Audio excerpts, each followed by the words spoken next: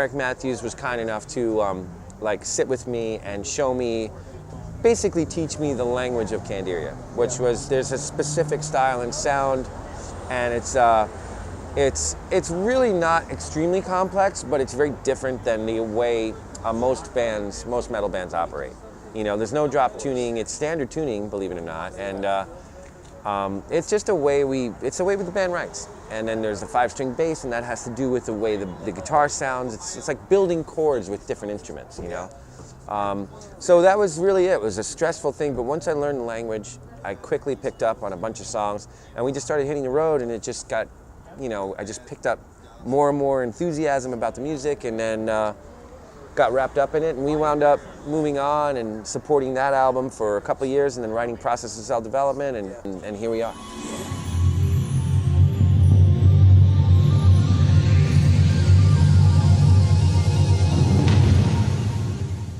You know, like, no one had ever heard anything like that. No one had ever tried to do anything with, like, you know, ambient moments in metal, just like these weird ambient pieces of music, 9-minute improvised, you know, weird, crazy shit. Like, no one had the nerve or the gall to do something like that. So for me, as a, you know, I own a record label, Rising Pulse Records, and we put the new re-release out on my label.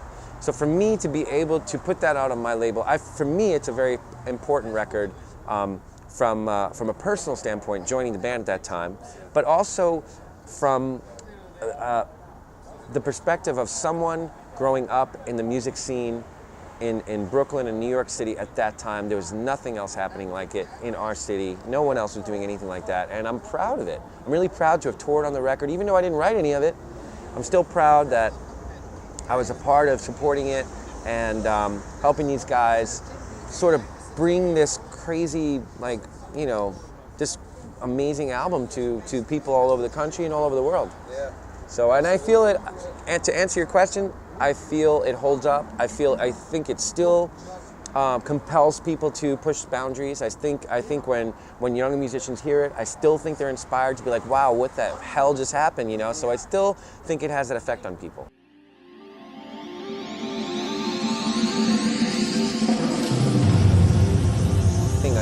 I think we're very fortunate to come from where we came from, to be a musician and be born and raised in New York City at the time when we were coming up as musicians.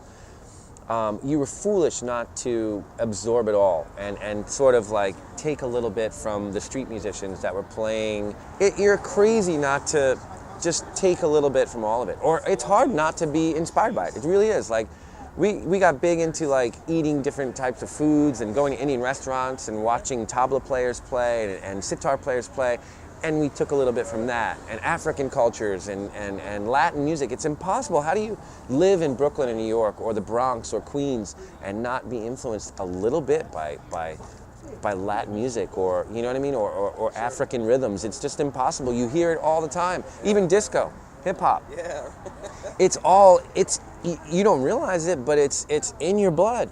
I was raised on R&B, soul, and disco. Yeah. Honestly. So, and that has to do with, I think, my attention to rhythm and my attention to being on the beat and being connected to the rest of the band and making sure that whatever we're doing feels right to the listener, you know?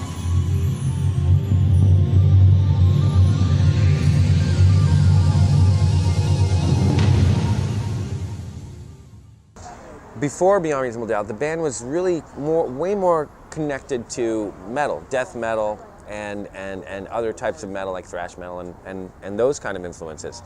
And it wasn't until somewhere in the middle of like beginning to write for Beyond Reasonable Doubt that Carly and Eric made a decision that the band was going to really invest a little bit more in a hardcore style of music. Like, they were inspired by the hardcore scene. They were starting to go to hardcore shows and seeing hardcore bands, and the community and the camaraderie and the pits and that energy was such a huge inspiration to them that they literally decided we're gonna kind of shift a little bit and change our style just a little bit and kind of like, you know, they were inspired by it, so they started writing stuff like that. And the reaction was great. The hardcore scene in New York and Brooklyn and Queens and all the 5 boroughs, the band was welcomed with open arms, and we really do owe a great amount of thanks and appreciation to the bands that were really like true hardcore bands in that scene, and the crossover bands that like embraced our style and our sound, and were like, you know what, these guys are doing something different, but they're still connected to the hardcore scene. They're still part of this community. So we love it, and we want them on these shows, and we want to book them here, and we want to, you know. So we were welcomed in that community, which was a major part of kind of how we were able to get to the next level even. Like the hardcore scene was a massive part of our ability to play in front of so many different people in so many different places.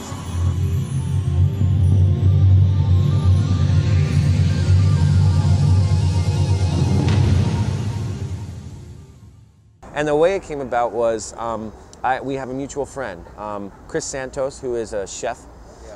He, you know, a judge from Chopped and all of that stuff. He's a very good friend of mine. He's one of my best friends. Oh, cool. And we were hanging out one night and went to see Amon Amarth, I believe, at Irving Plaza in New York City.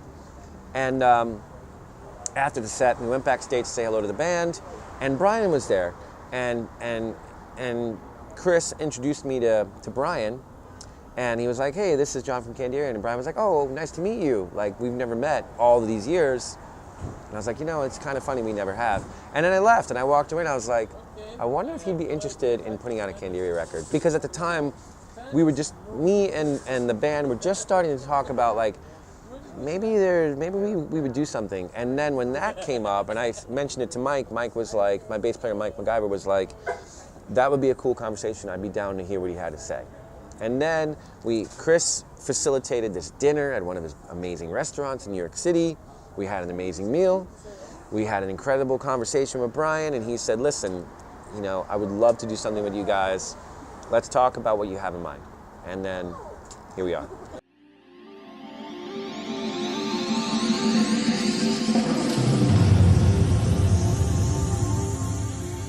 You know, jumping back into it, the whole way we wrote the record was, and it's every record we've ever done is the writing process has been almost completely different every time.